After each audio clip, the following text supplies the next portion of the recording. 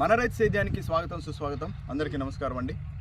ఇప్పుడు రైతులకు దయచేసి రైతులు చేయకూడని తప్పులు ఏవైతే ఉన్నాయో వాటి గురించి ఇప్పుడు మనం మాట్లాడుకుందామండి. ఈ యొక్క రబీ సీజన్లో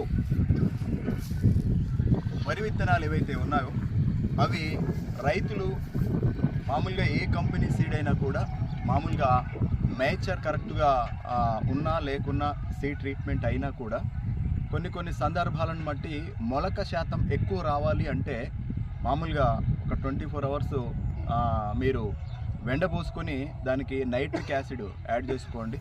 ఒకవేళ ఎండబోసుకోలేని ఎడల కొద్దో గొప్ప మనకు మొలక శాతం తగ్గే అవకాశం ఉంటుంది. ఎందుకంటే వాతావరణం చల్లగా ఉండడం వల్ల మొలక శాతం కొంచెం తగ్గే అవకాశం ఉంటుంది. కాబట్టి తగ్గకుండా ఉండడానికి ఒకసారి ఎండబోసుకొని నైట్రిక్ యాసిడ్ అనేది ఖచ్చితంగా కలుపుకునే సూచన మేము ఇస్తున్నాము. కలుపుకోండి.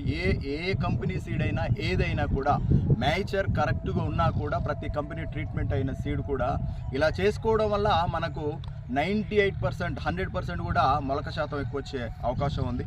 వీలైతే అది ఓన్లీ రబీ సీజన్లో అంటే చలికాలం ఉన్న టైంలోనే చేసుకుంటే బాగుంటుందండి. అది చేసుకునే ప్రయత్నం చేయండి వీలైతే. ఇంకొక విషయం ఏంటంటే, ఇంకో ముఖ్య విషయం ఏంటంటే, మనం ఏదైతే పొలం మనం ఖరీఫ్ సీజన్ అయిపోయిన తర్వాత రబీ సీజన్లో మనం ఎంటర్ అవుతున్నప్పుడు అప్పుడు కలుపు నివారణ చేయడానికి చాలా ఇబ్బంది పడి రైతులు ఈ విధంగా కొయ్యకాలను తలగబెడుతూ ఉంటారు. ఈ విధంగా తలగబెడుతూ ఉంటారు. దీనివల్ల దయచేసి ఇలాంటి తప్పులు రైతులు చేయొద్దని మేము మరొకసారి మనవి చేయిస్తున్నాం. ఎందుకంటే ఇలాంటి తప్పు చేసినప్పుడు రైతులు దీంట్లో ఇట్లా కొయ్యకాలు తలగబెట్టడం వల్ల దీనివల్ల భాస్వరము, పొటాషియము, గంధకము ప్లస్ నైట్రేటు, నత్రజని ఇవన్నీ కూడా వేస్టేజ్ అయిపోతుందండి. కాబట్టి దయచేసి రైతులకు మేము విన్నవించుకునేది ఏంటంటే, ప్రతి రైతు కూడా ఇలాంటి కొయ్యకాలను తలగబెట్టకుండా దున్ని మీకు వీలైతే దీనికి సూపర్ జల్లుకోండి. సూపర్ జల్లుకున్న క్రమంలో యాసిడ్గా కొయ్యకాలు అనేది మురిగిపోయి మనకు మంచి ఎరువుగా మారుతుందండి. ఇది ఇట్లా కాలబెట్టడం వల్ల మనకు టోటల్గా ఒక టన్ను ఎరువు మనం ఒక టన్ను ఎరువుని వేస్ట్ చేసుకున్నట్టే అండి. దీంట్లో మనకు ఏదైతే ఆర్గానిక్ కర్బనం ఏదైతే ఉందో కర్బన శాతం కూడా తగ్గిపోతుంది. దయచేసి రైతులకు మరొకసారి విన్నవించుకుంటూ చెప్తున్నాము, ఇలాంటి పరిస్థితి ఏ రైతు కూడా చేయొద్దని శాస్త్రవేత్తలు కూడా చెప్తున్నారు. వాళ్ళ ప్రకారంగా మేము ఈ విషయాన్ని మరి ఒకసారి రైతులకు మేము గుర్తు చేసుకుంటూ ఇట్లా తలగబెట్టకుండా చూడండి. ఇంకొక విషయం ఏంటంటే, రైతులకు మేము మనవి చేసేది ఏంటంటే, ఎప్పుడైతే ఈ యొక్క వేసంగి సీజన్లో ఖచ్చితంగా ఎక్కువ అంటే ఎర్రజెక్క నేలలు కాకుండా రేగడి నేలలు అయితేంది, మామూలుగా సౌటు నేలలు అయితేంది, వాటికి ఎక్కువ జింక్ వేసే విధానం ఎక్కువగా ఉంటుంది. రైతులు జింక్ వేసుకునే టైంలో ప్రతి రైతు కూడా జింక్ వేసుకునేటప్పుడు రైతు ఏం చేస్తాడంటే, సులువుగా కావాలి పని అని చెప్పేసి రైతు అడుగు పిండిలో జింకు కలుపుతాడండి.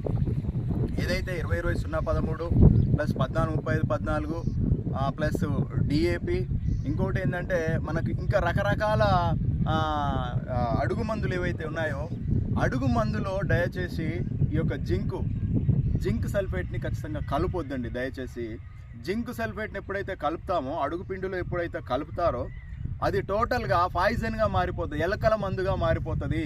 కాబట్టి రైతులు ఖచ్చితంగా గుర్తుంచుకోవాల్సిన విషయం ఇది. జింకుని అడుగు పిండిలో కలిపి కరిగట్టులో వేయొద్దండి. అడుగు పిండికు జింకుకు మ్యాక్సిమం వచ్చేసి ఒక 5 రోజుల గ్యాప్ ఉండాలండి. ఒక 5 రోజుల గ్యాప్ వ్యవధిలో జింక్ వేసుకున్న తర్వాత మీరు అడుగు పిండి వేసుకోవచ్చు. లేదా 2 కలిపేస్తే అది ఎలకల మందుగా మారిపోయి అది స్పాయిల్ అవుతుంది. మనం వేసినందుకు కూడా ప్రయోజనం లేకుండా ఉంటుంది. దయచేసి ఇది రైతులు చేయకూడని తప్పండి.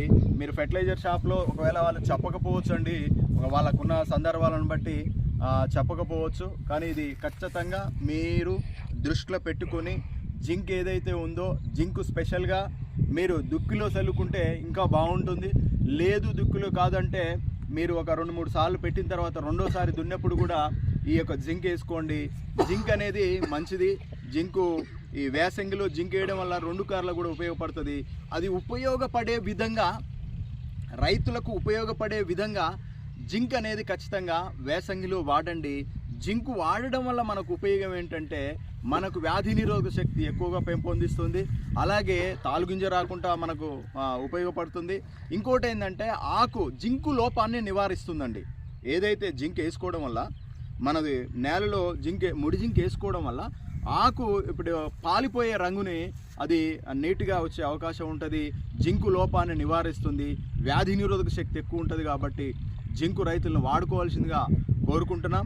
ఈ యొక్క జింక్ వాడిన ప్రతి రైతు కూడా ఇలాంటి తప్పులు చేయకుండా రైతు సరి చేసుకొని ఒక క్రమబద్ధంగా సేద్యపరచాలని మన రైతు సేద్యం నుంచి మీకు మరి ఒకసారి మనవి చేస్తూ చెప్పుకుంటూ జై Hind. Please subscribe my channel.